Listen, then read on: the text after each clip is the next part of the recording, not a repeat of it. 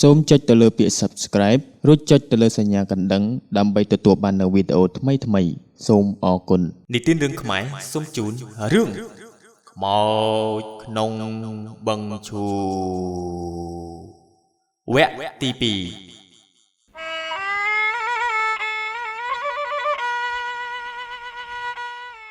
សំឡេងកង់ត្រឹករបស់ពូក្រាំតឿមកពីលក់ទឹកត្នោតវិញជិះកាត់តាមផ្លូវស្រះខ្មោចនោះហើយក៏បានជួបនឹងលោកតាម្នាក់ដែលកំពុងតែដើរកាន់ឈើច្រត់មកបញ្ច្រាស់ទិសរបស់គាត់ឃើញលោកតាដើរហាក់ដូចជាមិនមានកម្លាំងពូក្រាំតឿក៏ឈប់កង់ហើយសួរឡើងថាមើលតាមកពីណាខ្ញុំដូចជាមិនដែលឃើញមុខនៅក្នុងភូមិនេះសោះលោកតាក៏បានឆ្លើយឡើងថាតាធ្វើដំណើរមកពីភ្នំគូលែនមករកមនុស្សម្នាក់តារកនរណាគេដែរឈ្មោះអីចាំខ្ញុំជូនទៅរកនាងនោះឈ្មោះបុរាណរស់នៅភូមិនេះយូរហើយតែតារកមិនឃើញសោះពូក្រាំតឿក៏យកដៃដាក់ចង្កាហើយគិតបន្តិចព្រោះឈ្មោះនេះដូចជាស្រដៀងតែតាំងពីគាត់ចេះលក់ទឹកត្នោតមកគាត់មិនដែលឮថាមានមនុស្សស្រីឈ្មោះបុរាណនោះទេនៅក្នុងភូមិទាំងពីរនេះបានបន្តិចពូក្រាំតឿក៏លាន់មាត់ថាយីតាចង់ជួបបុរាណខ្មោចស្រីនៅបឹងឈូកនោះមែនតានឹងហើយតាចង់ជួបនឹងនាងនឹងហើយនាំតាទៅផងរួចតាត្រូវជាស្អីនឹងខ្មោចស្រីនោះតាគ្រាន់តែជាអ្នកកាន់សិលតូចតាចនៅលើភ្នំយើងនេះទេតាចង់ជួបខ្មោចនោះមានភារកិច្ចខ្លះជូនតាទៅបានអត់តាឡើងមកអញ្ចឹងលោកតាក៏ឡើងជិះកង់ពីក្រោយពូក្រាំតឿហើយពូក្រាំតឿក៏ធាក់កង់ចេញទៅពូក្រាំតឿជិះបណ្ដើររអ៊ូតិចបណ្ដើរថាយីតានេះមានការអីជាមួយខ្មោចវិញរអ៊ូស្អីអាក្រាំតឿជិះទៅពូក្រាំតឿភ្ញាក់ព្រឹតហើយក៏និយាយថាយីតាមិនស្គាល់ឈ្មោះខ្ញុំអ្នកនៅក្នុងភូមិនេះអ្នកណាក៏តាស្គាល់ដែរគ្រាន់តែគេមិនស្គាល់តាអ្នកសច្ចាំងមែនថាអញ្ចឹងក៏បានតែអ្នកអាក្រាំតឿឯងចង់បានកូនអត់ថៃមិនចង់បានតាតែខ្ញុំអត់មានប្រពន្ធផងបានកូនមកពីណាមិនអីទេពេលទៅវិញឯងជួបគូហើយអាក្រាំតឿនាងសាយកូនតាឡាចនៅចុងភូមិនឹងស្រឡាញ់ឯងយូរហើយបើមិនជឿតាទេឯងទៅវិញឯងស្ដីដណ្ដឹងលោមើលទៅដឹងហើយយីមែនទេតាមិនយូរប៉ុន្មានកង់ក៏បានមកដល់មុខបឹងឈូកហើយពូក្រាំតឿក៏បានឈប់កង់ហើយនិយាយឡើងថាអ្នកតាដល់ល្មមអរគុណច្រើនហើយអាក្រាំតឿអ្នកតាភ្លេចសួរឯងស្រឡាញ់កូនប្រុសឬកូនស្រីកូនស្រីតាព្រោះកូនប្រុសពិបាកប្រដៅណាស់បើបានកូនស្រីស្រឡាញ់ងាប់ចោលតែម្ដងល្អហើយអញ្ចឹងតាថាបើឯងចង់បានកូនប្រុសតាក៏អត់មានឲ្យដែរតាមានតែកូនស្រីយីតានិយាយមើលតែមានកូនច្រើនទុកដោយចែកគេអញ្ចឹងតាឯងមានកូនមកពីណាបើតាឯងអ្នកបួសអញ្ចឹងមិនអីទេទៅផ្ទះវិញចុះអញ្ចឹងមិនអីទេតាខ្ញុំលាសិនហើយបើមាននិស្ស័យយើងជួបគ្នាទៀតណាតាគង់តែជួបទេទៅចុះពូក្រាំតឿក៏បានធាក់កង់ចេញពីបឹងឈូកនោះសម្ដៅទៅផ្ទះរបស់គាត់បាត់ទៅចំណែកឯលោកតាក៏បានដើរសម្ដៅទៅរោងរបស់បុរាណដែលអ្នកស្រុកបានសង់ទុកគោរពបូជានោះហើយស្រែកហៅពីក្រៅកូនរោងនោះថាបុរាណអើយបុរាណនៅផ្ទះទេហ្នឹងតាមានការចង់ជួបបន្តិចរំពេចនោះព្រលឹងរបស់ខ្មោចបុរាណក៏បានចេញមកខាងក្រោយលោកតាហើយនិយាយឡើងថាជំរាបសួរលោកតាខ្ញុំនៅខាងក្រោយណែលោកតាក៏ងាកក្រោយហើយបុរាណក៏បន្តថាលោកតាជាអ្នកណាហើយមករកចៃនឹងការអ្វីដែរតាស្មានតែមិននៅផ្ទះទេហ្នឹងឥឡូវអង្គុយចុះមកចាំតាប្រាប់ចាចៅដែរដេកនៅក្នុងរោងនោះទេក្តៅពេកចៅដេកនឹងបាត់បង់រាល់ថ្ងៃហ្នឹងវាតិចស្រួលខ្លួនផងតាជាអ្នកតាំងសិលធម្មតានោះទេតែតាមុខនេះចង់ប្រាប់ដំណឹងល្អមួយដល់ចៅហេតុតែតានៅតាំងសិលខាងលើនោះមិនស្ងប់សោះឡើយ ព្រោះថ្នាក់លើប្រាប់ឲ្យតាមកប្រាប់ឯងថាឯងនេះដល់ពេលទៅចាប់កំណើតយូរណាស់ហើយ យីលោកតាហើយមិនបានរាល់ឆ្នាំហើយតែទៅដល់ពេលអញ្ចឹង បើនិយាយទៅវាវែងឆ្ងាយណាស់វាតាក់ទងនឹងកម្មផលជោគវាសនានិងព្រំលិខិតរបស់ចៅឯងនឹងហើយតែមិនអីទេមិញនឹងតាទៅតែរកឃើញអ្នកដែលចៅត្រូវទៅចាប់កំណើតនៅជាមួយហើយ អ្នកណាគេទៅលោកតា អាក្រាំទឿដែលដុបតាមកមិញនឹងឯង យីពូក្រាមទឿហ្នឹងហើយគាត់មានប្រពន្ធមកពីណាលោកតាហើយមួយយ៉ាងមកខ្ញុំទៅកើតជាមួយគាត់តិចដល់ពេលខ្ញុំកាត់កពុះតាមគាត់ទៅមិនយ៉ាប់ទៅហៅទេលោកតាខ្ញុំជាកូនស្រីផង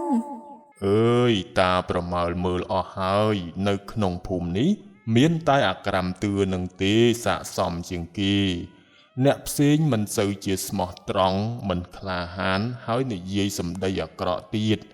អាក្រាំទឿនេះត្បិតតែរៀងវាកន្ទល់រុលអញ្ចឹងមែនតែបើមានកូនស្រីវាស្រឡាញ់ងាប់ចោល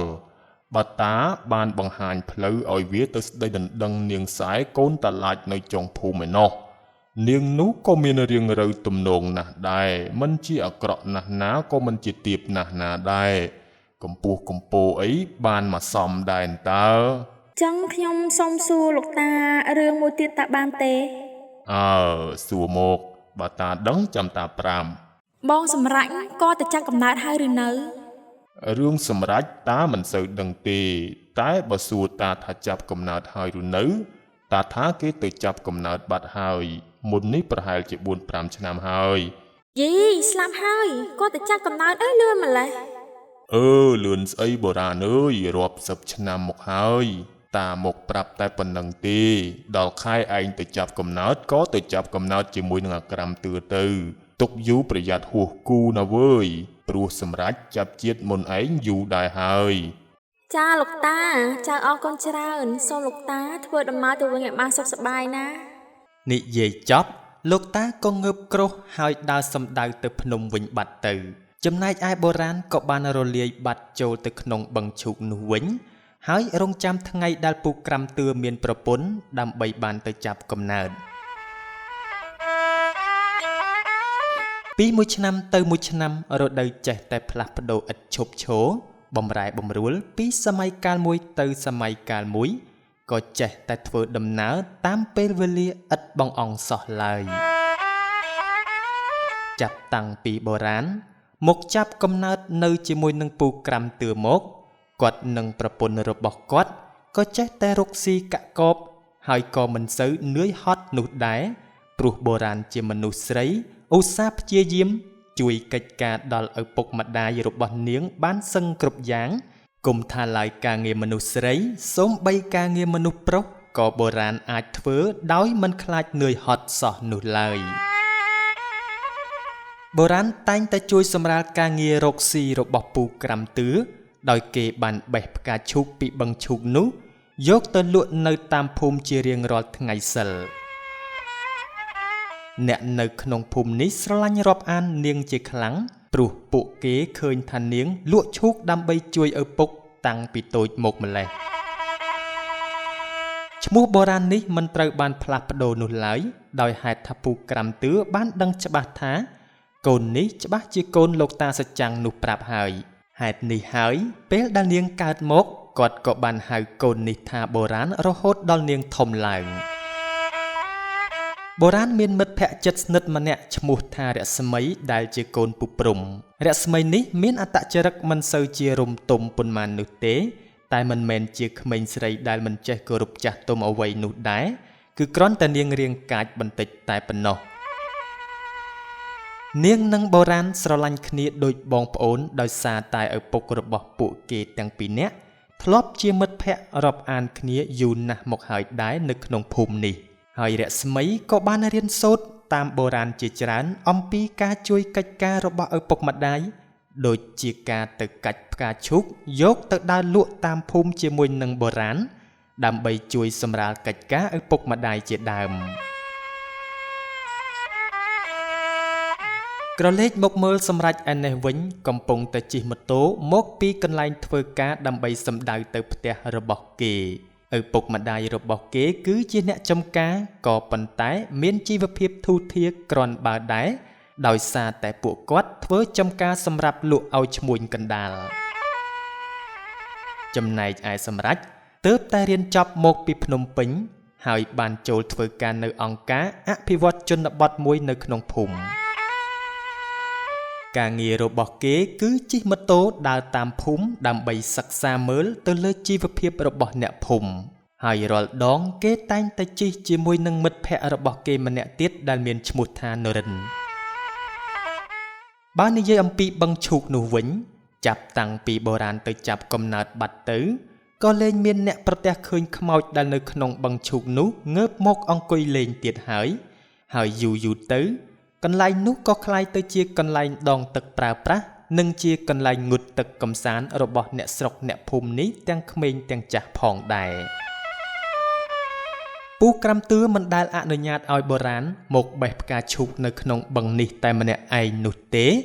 ដោយសារតែតាមផ្លូវមកបឹងមានសភាពស្ងាត់ហើយម្យ៉ាងពូក្រាំតឿខ្លាចកូនស្រីរបស់ខ្លួនមានគ្រោះថ្នាក់ដោយប្រការណាមួយពីសំណាក់នាយឆៅដែលជាកូនពូស្ងាត់និងមីងយ៉ាប់ពីព្រោះនាយនេះបានតាមស្រឡាញ់បុរាណតាំងពីនៅរៀនថ្នាក់វិទ្យាល័យជាមួយគ្នាមកម្លេះហើយក៏ជាក្មេងឆ្លើយមិនស្គាល់ម៉ែឪចាស់ទុំអ្វីនោះឡើយអ្វីដែលសំខាន់នាយនេះគឺជាមេក្រុមបងធំប្រចាំភូមិទៀតផងនាយឆៅនេះធ្លាប់ធ្វើអំពើអាក្រក់ជាច្រើនដូចជាកាលពីយប់មួយនោះនៅពេលដែលគេស្រវឹងត្រូវបានពូស្ងាត់ស្ដីឲ្យយ៉ាងចាស់ដៃហើយដោយកំហឹងគេក៏បានរកដុតផ្ទះរបស់ខ្លួនចោលទៀតផងនាយឆៅនេះគឺជាក្មេងដែលត្រូវបានអ្នកភូមិដឹងថាមានអត្តចរិតកោងកាចហើយធ្វើបាបឪពុកម្ដាយរបស់ខ្លួនជាក្រៃលែងហើយនាយនេះក៏ធ្លាប់និយាយឌឺដងផ្លែផ្កាដាក់បុរាណនៅមុខពូក្រាំតឿដែរដែលកាលនោះពូក្រាំតឿបានទាញកំបិតផ្កាក់ដេញកាប់ម្ដងរួចទៅហើយតែធៀបជាក្មេងជ្រលើមកោងកាចទៅខ្លាចអីនឹងត្រូវឪពុកគេដេញកាប់ម្ដងអីនោះដោយដឹងបែបនេះហើយទើបនៅពេលដែលបុរាណមកបឹងឈូកនេះម្ដងពូក្រាំតឿតែងតែបង្គាប់ឲ្យនាងទៅហៅរស្មីឲ្យដើរមកតាមផ្លូវបានជាគ្នាដោយនិស្ស័យនៃបុរាណនិងសម្រេចពួកគេក៏បានជួបគ្នានៅក្នុងជាតិនេះនៅឯបឹងឈូកនោះម្ដងទៀតនៅវេលាម៉ោងប្រហែល3ទៅ4ល្ងាចទៅហើយបុរាណក៏បានបបួលរស្មីឲ្យមកបឹងនេះដើម្បីបេះយកផ្កាឈូកទុកលក់ព្រោះថ្ងៃស្អែកគឺជាថ្ងៃសិលជួនជាចៃដន្យសម្រាប់ក៏បានបបួលនរិនជិះម៉ូតូដើរលេងក្នុងភូមិព្រោះគេទើបតែមកពីទីក្រុងភ្នំពេញសម្រាប់ជាអ្នកឌុបរីឯនរិនជាអ្នកជិះពីក្រោយលុះជិះមកដល់បឹងនោះម៉ូតូក៏បែកកង់ឮសូរតែភូរស្មីឮសំឡេងបែកកង់ម៉ូតូក៏ភ្ញាក់ក្រវែងចោលអស់ផ្កាឈូកដែលខំបេះចង់មួយក្បាលល្ងាចចោលទៅលើដីរស្មីខឹងជាខ្លាំងក៏បានដើរមកជិតហើយនិយាយឡើងថាយីមកពីណាមកបែកម៉ូតូអីត្រង់នេះមើលចោះផ្កាឈូកខ្ញុំជក់អស់លេងអូអ្នកនាងឲ្យពួកខ្ញុំសុំទោសផងត្បិតអីកង់ម៉ូតូវាមិនចេះស្ដាប់ភាសាមនុស្សទេបើវាបែកគឺវាបែកហើយពួកខ្ញុំក៏មិនដឹងធ្វើយ៉ាងម៉េចដែរបាទមែនហើយពួកខ្ញុំក៏មិនចង់ដែរចាំពួកខ្ញុំរើសឲ្យវិញចុះអញ្ចឹងបានហើយមិនបាច់រើសទេវាធ្លាក់បាក់ស្លឹកបាក់កអស់ហើយមានអ្នកណាគេទិញយកទៅផ្លាយព្រះទៀតបានហើយរស្មីយើងបេះបន្តទៀតទៅផ្កាឈូកយើងនៅច្រើនណាស់ដែរតើបាទអញ្ចឹងចាំពួកខ្ញុំជួយបេះចុះព្រោះមើលទៅក៏ចិត្តយប់ដែរហើយណែមួយដៃមួយជើងម្នាក់ទៅអ្នកទាំងពីរក៏នឹងឆាប់បានទៅផ្ទះដែរណាចឹងមិនបាច់នៅឈរថ្មឹងនឹងទេលក់ស្រះចុះប្រឹបទៅមិនអាចបានទៅទេសម្រាប់នឹងនរិនក៏បានចុះទៅបេះផ្កាឈូកហើយក្រមុំទាំងពីរក៏ឈរនៅលើដោយរស្មីឈរបញ្ជាផងស្ដីឲ្យផងព្រោះបានដៃគេមិនមាត់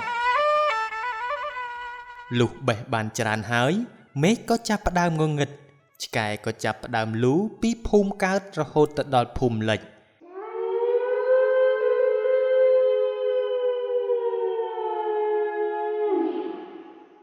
រស្មីព្រឺក្បាលខ្ញាក់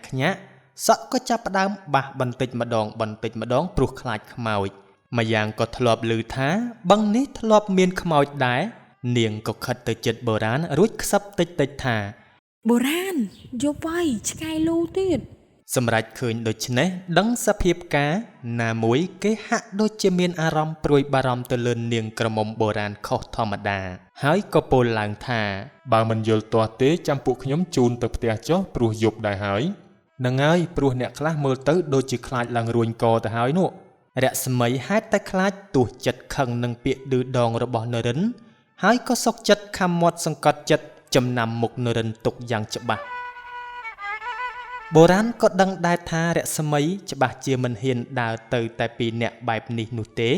ហេតុនេះហើយគេក៏ងក់ក្បាលយល់ព្រមរួចអ្នកទាំង4ក៏ចាប់ផ្ដើមចេញដំណើរពីស្រះនេះដើម្បីទៅផ្ទះរបស់នាងក្រមុំទាំងពីរដោយសម្រេចជាអ្នកបណ្ដើរម៉ូតូរីឯនរិនដើរបណ្ដើរក៏លួចមើលរស្មីបណ្ដើរហើយលួចសើចតិចៗព្រោះហេតុតែឃើញនាងក្រមុំដើរឡើងប្រគៀកជាមួយនឹងបុរាណមើលកាន់តែយូររស្មីកាន់តែស្អាតធ្វើឲ្យនរិនលងស្នេហ៍នាងក្រមុំឆ្នះឆ្នើមនេះដោយមិនដឹងខ្លួនសោះឡើយចំណែកឯសម្រេចក៏ហាក់បីដូចជាមាននិស្ស័យជាមួយនឹងបុរាណដូចជាធ្លាប់ស្គាល់គ្នាតាំងពីពេលណាមករឹតតែគិតសម្រេចរឹតតែមានអារម្មណ៍ថាបុរាណគួរឲ្យអាណិតទាំងដែលមិនដឹងប្រវត្តិនាងពីមុនមកយ៉ាងណាសោះឡើយចំពោះបុរាណថ្វីត្បិតតែនាងមិនមាត់មិនកអ្វីក៏ដោយតែនាងហាក់បីដូចជាមានចិត្តនឹកស្រឡាញ់សម្រេចជាក្រៃលែងហាក់បីដូចជាមនុស្សធ្លាប់ស្និទ្ធស្នាលនឹងគ្នាកាលពីពេលណាមកដូច្នេះដែរ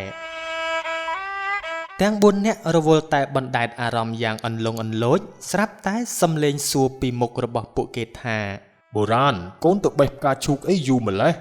ឪនឹងពូឯងថានឹងទៅរកឯងឥឡូវហើយចុះអ្នកកំឡោះពីរអ្នកនេះជាអ្នកណាគេដែរនឹងបុរាណនិងរស្មីក៏បាននិយាយអំពីដំណើរដើមទងដែលនាំឲ្យសម្រេចនិងនរិនបានជូនពួកគេមកលុះដឹងសពគ្រប់រឿងអស់ហើយពូព្រំនិងពូក្រាំទឿក៏បានអរគុណអ្នកទាំងពីរហើយបានខាត់ឲ្យអ្នកទាំងពីរនៅដេកផ្ទះរបស់ពួកគាត់បានមួយយប់ដោយសារតែយប់ជ្រៅណាស់ហើយកង់ម៉ូតូក៏បែកទៀននៅវេលាថ្មនេះម៉ោងប្រហែលជាជាង10យប់ទៅហើយផ្លូវក៏ស្ងាត់ហេតុនេះហើយពួកគេទាំងពីរក៏សម្រេចចិត្តស្នាក់នៅផ្ទះពូព្រំរីឯរស្មីវិញក៏ត្រូវពូព្រំឲ្យទៅគេងនៅផ្ទះរបស់បុរាណបានមួយយប់វិញយប់ប្រលប់ស្ងាត់ប្លែកកន្លែងសម្រេចក៏គេងមិនលក់តលតែសោះចំណែកឯនរិនវិញគ្រាន់តែដាក់ខ្លួនដល់កន្ទេលភ្លាមក៏ស្រមុកលឺសូរគ្រូកសម្រេចក៏ងើបឡើងចេញមកស្រូបយកខ្យល់អាកាសខាងក្រៅផ្ទះហើយអង្គុយនៅលើគល់ឈើមួយនៅក្បែរនោះសម្លឹងទៅមើលលោកខែដែលកំពុងតែរះពេញវងបញ្ចេញរស្មីយ៉ាងភ្លឺចចាចមកកាន់ផែនដីក្នុងចិត្តរបស់កំឡោះសម្រេចហាក់រសេះរសោះរកចម្លើយមិនឃើញសោះឡើយមិនដឹងថាហេតុអ្វីបានជាខ្លួនហាក់មានអំណោយទានទៅលើនារីម្នាក់ឈ្មោះថាបុរាណនោះអីយ៉ាងនេះឬក៏ខ្លួនបានធ្លាក់នៅក្នុងអន្លង់ស្នេហ៍នារីនោះទៅហើយតាំងពីកើតមកកំឡោះនេះមិនដែលឃើញនារីឯណាមើលទៅរំទុំសុភាប្រៀបសារចេះដឹងខុសត្រូវអ្វីបែបនេះឡើយបើពិតជានាងនេះជានារីល្អម្លឹងហើយតោងខ្លួនអ្នកកំឡោះមិនគួរឲ្យនារីល្អបែបនេះរបូតចេញពីជីវិតបានឡើយអ្នកកំឡោះកំពុងតែគិតក៏ស្រាប់តែឃើញនាងក្រមុំកូនពូក្រាំទឿកំពុងតែអង្គុយមើលព្រះច័ន្ទបណ្ដែតអារម្មណ៍យ៉ាងអន្លង់អន្លោចនៅឯមាត់បង្អួចផ្ទះរបស់នាងសម្រាប់សម្លឹងមើលនាងមិនដាក់ភ្នែកសោះឡើយនៅក្នុងយប់នោះគេបានរកឃើញនារីដែលល្អនៅក្នុងជីវិតរបស់គេហើយក៏សម្រេចចិត្តថាមិនយូរប៉ុន្មានគេនឹងសាកសួរចិត្តនាងហើយក៏ឲ្យម្ដាយឪពុកចូលស្ដីដណ្ដឹងនាងក្រមុំឲ្យទាន់ពេលវេលាដែរការបណ្ដែតអារម្មណ៍របស់អ្នកកំឡោះមិនបានយូរនោះឡើយដោយសារតែមានសំឡេងរំខានពីនរិនដែលកំពុងតែស្រមុកលឺឡើងព្រោះអស់កម្លាំងនៅក្នុងការដើរជូនក្រមុំទាំងពីរកាលពីពេលល្ងាចចំណែកឯរស្មីវិញក៏គេងលក់យ៉ាងស្កប់ស្កល់មិនខ្វល់អ្វីឡើយថាអ្នកណាកំពុងតែគិតអ្វីសេចក្តីសុខរបស់នាងនៅក្នុងពេលនេះគឺការគេងយ៉ាងស្កប់ស្កល់ចាប់តាំងពីថ្ងៃដែលសម្រេចបានជួបនឹងនារីក្នុងដួងចិត្តរបស់គេមករូបគេក៏ឧស្សាហ៍មកលេងផ្ទះនាងជាញឹកញាប់ដែលនាំទាំងនរិនមកជាមួយផងដែរចំណែកឯនរិនក៏ចេះតែចង់ដឹងថារស្មីឆ្នះដល់ណា ហេតុនេះហើយក៏សម្រេចចិត្តតាមញ៉ែនាងក្រមុំនេះយកធ្វើជាប្រពន្ធឲ្យទាល់តែបានចំណងទំនាក់ទំនងរបស់អ្នកទាំង4ក៏កាន់តែរឹតបន្តឹងពីមួយថ្ងៃទៅមួយថ្ងៃរហូតបានភ្ជាប់ពាក្យជាគូដណ្ដឹងនឹងគ្នារងចាំតែថ្ងៃរៀបការតែប៉ុណ្ណោះដំណឹងនេះបានលេចលឺទៅដល់នាយឆៅធ្វើឲ្យនាយនេះមានការក្តៅក្រហល់ក្រហាយនៅក្នុងចិត្តជាពុនប្រមាណខឹងនឹងបុរាណដែលមិនព្រមបើកចិត្តស្រឡាញ់ខ្លួនដែលតាមស្រឡាញ់នាងតាំងពីយូរឆ្នាំណាស់មកហើយនោះការនេះបណ្ដាលឲ្យចិត្តកំឡោះមេជើងកាងស្រុកស្រែនេះរៀបគម្រោងការដ៏ខ្មៅកខ្វក់ជាមួយនឹងបពពួកជើងកាងរបស់គេបានប្រាប់ឲ្យគ្នាចាំស្ទាក់ចាប់បុរាណនៅឯបឹងឈូកពេលដែលបុរាណទៅបេះឈូកហើយនឹងមានគម្រោងចាប់រស្មីឲ្យក្រុមបពពួករបស់គេចាប់រំលោភនាងតាមសបាយចិត្តតាំងពីពេលនោះមកក្រុមរបស់នាយឆៅនេះបានលបតាមដានដំណើររបស់សម្ដេចបុរាណរស្មីនិងនរិនជាប់មិនលែងក៏ប៉ុន្តែការតាមដានដែលខ្វះជំនាញបែបនេះមិនអាចគេចផុតពីខ្សែភ្នែកដ៏មុតរបស់សម្ដេចដែលជាអ្នកធ្លាប់រស់នៅទីក្រុងបាននោះទេសម្ដេចក៏ដឹងសភាពការមិនស្រួលរូបគេនិងនរិនក៏មិនធ្វេសប្រហែសនោះឡើយគេបានយករឿងនេះទៅប្រាប់ដល់ពូក្រាំតឿនិងពូព្រំដើម្បីឲ្យបង្កើនការប្រុងប្រយ័ត្នមើលការពារបុរាណនិងរស្មីក៏ប៉ុន្តែចៅវាមិនលួចនៅពេលដែលមនុស្សប្រយ័ត្ននោះទេចៅវាលួចនៅពេលដែលមនុស្សប្រហែសតើអ្នកណាទៅដែលអាចប្រយ័ត្នបានរាល់ថ្ងៃនោះនៅថ្ងៃមួយមនុស្សក៏មិនសូវស្ងាត់ដែរបុរាណក៏បានបបួលរស្មីមកបេះផ្កាឈូកឲ្យទាន់ពេលថ្ងៃត្រង់ទុកលក់នៅព្រឹកថ្ងៃសិលស្អែកទាំងពីរអ្នកនេះមិនបានដឹងថាក្រុមមនុស្សអាក្រក់កំពុងតែចាំឃ្លាំមើលរកឱកាសធ្វើបាបគេទាំងពីរអ្នកនោះឡើយដោយហេតុថាថ្ងៃត្រង់បែបនេះមនុស្សម្នាក៏មិនសូវស្ងាត់ដែរពោលគឺមានមនុស្សជិះទៅវិញទៅមកកាត់ស្រះនោះដែរលុះទៅដល់មាត់ស្រះនោះទាំងពីរនាក់ក៏រៀបនឹងចុះបេះផ្កាឈូកទៅហើយស្រាប់តែក្រុមនាយឆៅឃើញឱកាសល្អដោយមិនមានអ្នកណាដើរឆ្លងកាត់ក៏បានទៅចាប់បុរាណនិងរស្មីពីក្រោយហើយវាយអ្នកទាំងពីរចំក្បាលពោះបណ្ដាលឲ្យអ្នកទាំងពីរឈឺទ្រាំមិនបានក៏បានសន្លប់បាត់ទៅជួនជាចៃដន្យពូស្ងាត់ដែលជាឪពុករបស់គេក៏បានដើរកាត់តាមផ្លូវនោះហើយឃើញកូនខ្លួនប្រព្រឹត្តអំពើខុសឆ្គងយ៉ាងធ្ងន់ធ្ងរក៏យំអង្វរកូនថាកូនអើយកូនធ្វើអីនឹងនេះបុរាណកូនអ្នកស្រុកភូមិយើងទេកូនចង់ធ្វើអីនាងខ្លាចគុកណាកូនលេងអ្នកទាំងពីរនេះទៅកូនយីឪឯងកុំចេះខ្ញុំស្រឡាញ់នាងនេះយូរហើយឪឯងមិនព្រមចូលស្ដីនាងឲ្យខ្ញុំទេឥឡូវខ្ញុំនឹងសប្បាយជាមួយនាងអស់ដៃហើយនឹងសម្លាប់នាងចោលមិនឲ្យអាសម្រេចបានស្គាល់រសជាតិនាងឡើយនិយាយរួចហើយនាយនេះក៏បានដើរមកក្បែរឪពុករបស់ខ្លួនហើយក៏បានវាយពូស្ងាត់មួយដៃចំកញ្ចឹងកពូស្ងាត់ក៏ធ្វើជាសន្លប់ព្រោះខ្លាចនាយឆៅនេះ